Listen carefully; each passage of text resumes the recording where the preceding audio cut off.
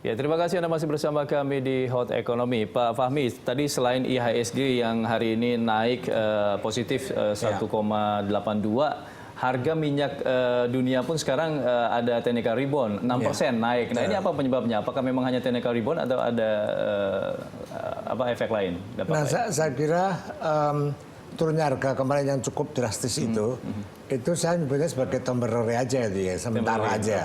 Nah, itu akan dipengaruhi oleh berbagai variabel tadi. Saya kira salah satunya adalah kebijakan dari pemerintah Amerika tadi gitu ya. Nah, ini kalau misalnya Amerika ikut masuk dalam hal itu, maka dia akan bisa mengoreksi harga tadi. Pak Fahmi. Ya, terima kasih Anda masih bersama kami di Hot Economy. Pak Wawan sedikit mengomentari apa yang tadi kita saksikan bahwa dari Pak Yuri mengatakan sudah ada 27 positif corona di Indonesia. Kira-kira respon dari pasar nanti akan seperti apa dan apa yang harus dilakukan oleh investor ini?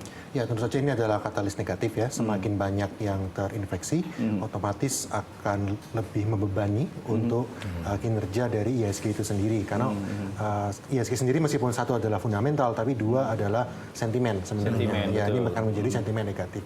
Tapi untuk investor sendiri memang tadi untuk saham itu adalah untuk long term. Jadi sepanjang memang long term, yakinlah bahwa semua epidemi itu bisa berlalu ya. Ketika itu sudah berlalu, itu akan menjadi salah satu cara untuk IHSG bisa rebound lagi. Oke, baik. Ini terkait dengan reboundnya IHSG hari ini kan pemerintah sudah memberikan angin segar kepada emiten-emiten yang mungkin terkoreksi cukup dalam dengan melakukan buyback tanpa melakukan RUPS begitu. Nah, apakah Anda melihat bahwa kebijakan untuk melakukan buyback ini akan efektif memperbaiki atau hanya menahan saja terpuruknya IHSG? Ya, tentu saja krisis protokol pemerintah di tahun ini itu belajar dari tahun 2008, terutama waktu itu ketika IHSG dalam setahun minus 60%. Jadi buyback ini salah satu opsi untuk menahan kejatuhan bursa dengan memberikan dampak psikologis kepada para investor bahwa suatu saham ini kalau turun akan ada yang menampung, kira-kira seperti itu. Cuma kalau melalui tanpa RUPS nanti siapa yang harusnya bertanggung jawab ketika nanti ternyata aksi buyback ini justru berujung kerugian bagi emiten tersebut? Ya, tentu saja buyback ini beresiko karena emiten diminta membeli ketika pasar sedang turun. Artinya ini pasar ada sentimen negatif apapun itu membuat bursa turun dan dia diminta untuk beli saham ketika sentimen sedang negatif. Jadi kalau siapa yang bertanggung jawab tadi, buyback ini saya rasa yang tanpa RUPS akan terbatas dari sisi dana karena tergantung kepada kas dan juga budget perusahaan itu sendiri. Dan ada dua hal lagi, satu tadi kas, satu lagi adalah berapa rata-rata transaksi harian dari saham tersebut yang mengizinkan untuk emitennya melakukan buyback. Tapi buyback ini harap diingat, ini tidak akan membuat harga saham naik karena buyback itu hanya boleh dilakukan kalau harganya lebih rendah dari hari sebelumnya. Artinya kalau kemarin 10.000, hari ini naik 10.100 itu tidak akan buyback. Dan buyback tidak langsung serta-merta langsung dilakukan oleh emiten itu sendiri walaupun sudah ada izin dari pemerintah begitu kan? Betul. Butuh waktu berapa lama itu untuk bisa melakukan proses buyback ini? Biasanya buyback akan dilakukan jangka waktunya bisa sampai dengan 3 bulan. Dan setelah buyback pun sebenarnya emiten ini punya kewajiban untuk refloating, artinya setelah dia buyback, kalau tujuannya memang hanya untuk menjaga agar tidak turun, kalau memang pasar naik, dia akan diminta untuk melepas sebenarnya. Karena buyback ini akan menjadi marketable securities untuk emiten, itu berarti nilai harga pasar itu beresiko sekali ketika pasar turun terus. Aset perusahaan akan turun justru. Lantas apa sebenarnya untung ruginya bagi investor ketika ada emiten besar melakukan buyback? Di satu sisi investor bisa lebih yakin bahwa penurunannya mungkin akan lebih landai seperti itu. Jadi akan menampung. Kedua, bagi investor berarti ya ini likuiditas ya. Kalau memang betul-betul membutuhkan dana, ya dia ketika dia lepas akan ada yang menampung. Artinya investor diarahkan juga untuk membeli saham-saham yang akan melakukan buyback ini? Untuk membeli saya rasa tidak. Mungkin lebih kepada yang sudah memiliki lebih tenang. Yang sudah memiliki ya. Baik.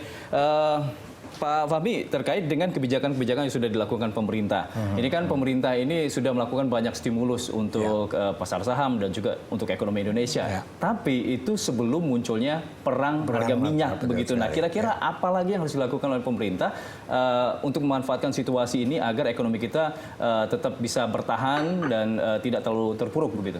Nah, kalau ini terkait dengan investasi di sektor hulu gitu ya, Saya kira tadi hampir sama juga gitu ya.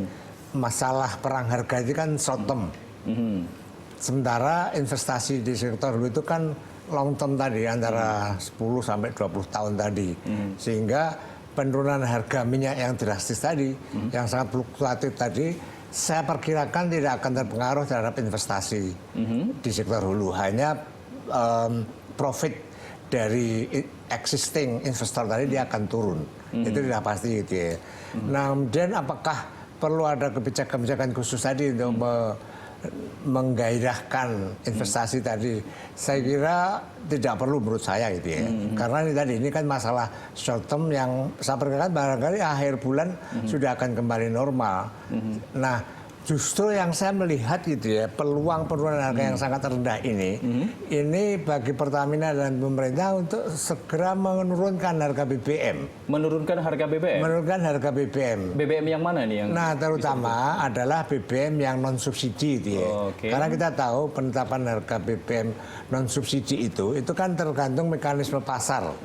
Dan variabel terbesar dalam penetapan harga tadi adalah harga minyak dunia. Nah, sekarang harga minyak dunia itu turun sangat rendah sekali. Ya, tapi kan masih fluktuatif, Pak. Ada kemungkinan nanti cepat naik, ini aja sudah naik 6%. Iya, itu bisa juga gitu ya. Jadi barangkali naik diturunkan antara 10 sampai 15% itu ya.